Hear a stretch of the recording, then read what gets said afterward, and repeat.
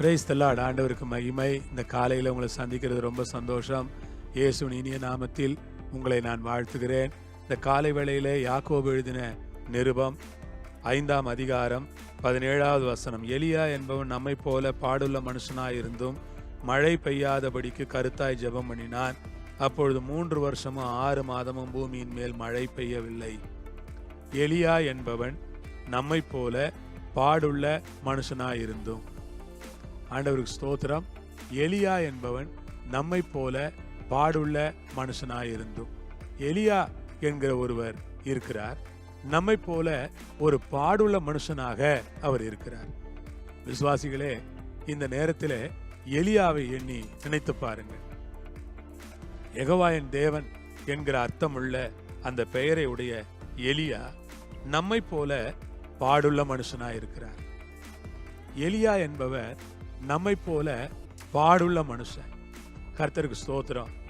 நம்ம போல ஒரு சாதாரண மனுஷன், நம்ம போல ஒரு பலவீனமான மனுஷன், நம்ம போல சில சுகவீனங்களை சந்திச்ச மனுஷன், நம்ம போல களைப்புல தூங்கின மனுஷன், நம்ம போல பசிக்கு சாப்பிட்ட மனுஷன், நம்ம போலவே எல்லா காரியங்களையும் செஞ்ச ஒரு சாதாரண மனுஷன் எலியா என்பவன் நம்மை போல பாடுள்ள மனுஷனாயிருந்தும். அவனுக்கு என்ன இருந்ததுன்னா, நிறைய பாடுகள் இருந்தது. அவன் ஒரு பாடுள்ள மனுஷனாய் இருந்தும் கூட கர்த்தருக்கு ஸ்தோத்திரம். ஒரு பாடுள்ள மனுஷனாய் இருந்தும் கர்த்தருக்கு மகிமை. மழை பெய்யாதபடிக்கு கருத்தாய் ஜெபம் பண்ணினான். ஆனால் அவன் கருத்தாய் ஜெபம் பண்ணுகிற மனிதனாய் இருந்தான். மழை பெய்யக்கூடாது என்று கருத்தாய் ஜெபம் பண்ணினான். தேசத்தின் மேல் மழை பெய்யாமல் இருந்தால் ஜனங்கள் உணர்வடைவார்கள், ராஜா உணர்வடைவார், அதனால் ஜனங்களுக்குள்ள ஒரு மாற்றம் ஏற்படும் என்று அவர் நினைத்தார். ஆகவே அதற்காக கருத்தாய் ஜெபம் பண்ணினார் என்று வேதம் சொல்கிறது. வாழ்க்கையில் ஒவ்வொரு காரியத்துக்காக கருத்தாய் ஜெபம் பண்ணுங்கள். பிள்ளைகளுடைய படிப்புக்காய் கருத்தாய் ஜெபம் பண்ணுங்கள். பிள்ளைகளுடைய திருமணமா கருத்தாய் ஜெபம் பண்ணுங்கள். பிள்ளைகளுடைய வேலையா கருத்தாய் ஜெபம் பண்ணுங்கள். கணவருடைய ரட்சிப்பா கருத்தாய் ஜெபம் பண்ணுங்கள்.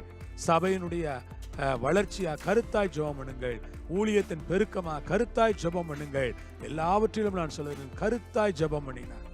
ரொம்ப சின்சியராய், கருத்தாய், ஊக்கமாய் ஜெபம் பண்ணினான். ஆண்டவருக்கு மகிமையும் கனமும் உண்டாவதாக. அப்பொழுது 3 வருஷம் 6 மாதம் பூமியின் மேல் மழை பெய்யவில்லை. அவனுடைய ஒரு கருத்தான ஜெபம் 3.5 ஆண்டுகள் மழையை நிறுத்தி வைத்திருந்தது. நம்முடைய கருத்தான ஜெபம் தேசத்திலே ஒரு பெரிய மாற்றத்தை கொண்டு வரும்.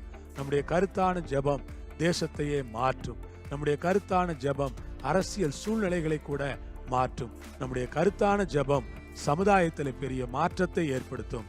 அவை ஒவ்வொருவரும் கருத்தாய் ஜெபம் பண்ணுவோம். கர்த்தர் ஆசீர்வதிப்பாராக. ஜெபிப்போமா. பிதாவே, இந்த நேரத்துக்காய் ஸ்தோத்திரம். இயேசுவின் நாமத்திலே, இயேசுவின் மூலமாய் உம்மை நான் நன்றி உள்ள இதயத்தோடு ஸ்தோத்திரிக்கிறேன்.